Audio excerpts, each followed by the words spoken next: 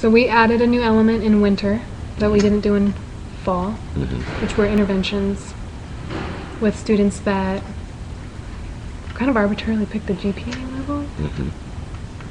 They weren't on track. They weren't on track. They weren't doing as well as they wanted to do. And we told them we had high expectations, and so the day of themselves.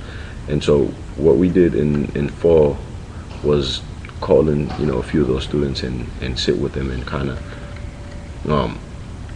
have an intervention of sort, but it was more just a question and answer of what's going on. Felt like a family meeting. It was. So most of the time we at least had myself and you were in most of them, and we added Lenny on a few, and we added a mentor. Ryan came in. Yes. And that allowed, for a lot of different kinds of questions to be asked.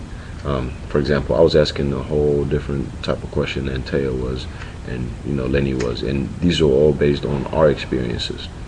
So these different perspectives allowed each one of us to see the same problem in a different way.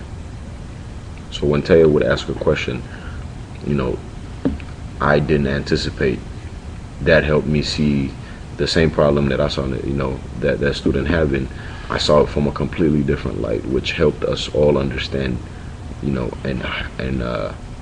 formulate how to help the student in a better way.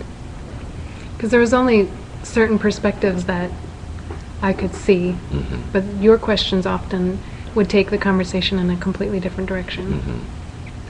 And that's, I think, once again, we go back to shared power, and the ability to let a different perspective come into the discussion helps both sides see it in a different way than they're used to. And I'm used to asking certain types of questions when I'm talking to my peers, and I think that sometimes came as a surprise to you when I was asking them some questions. I was on some of them I was pretty tough on them, and I was talking to them like I would talk to my peers, and you were hesitant, but when I asked them and they got they gave you an answer, it was kind of like, wow, I didn't see that. And I felt the same way when you would ask them some questions that I would never think to ask.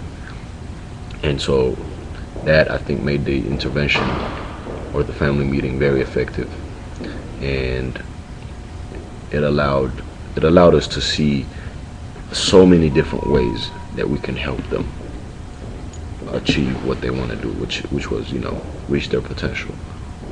Well, it kept it student focused. Let's talk about one of the best comeback stories.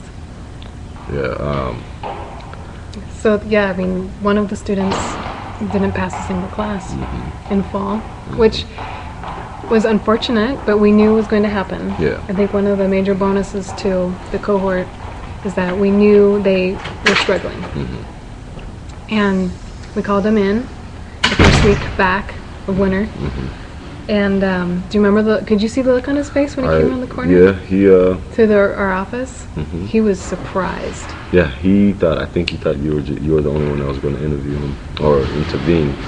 And seeing me, Lenny, and myself in the office with Tayah, waiting, he kind of hesitated. He stopped. He's like, I can look in it. I can kind of see in his eye, like, this is an ambush, And I got nervous for a second.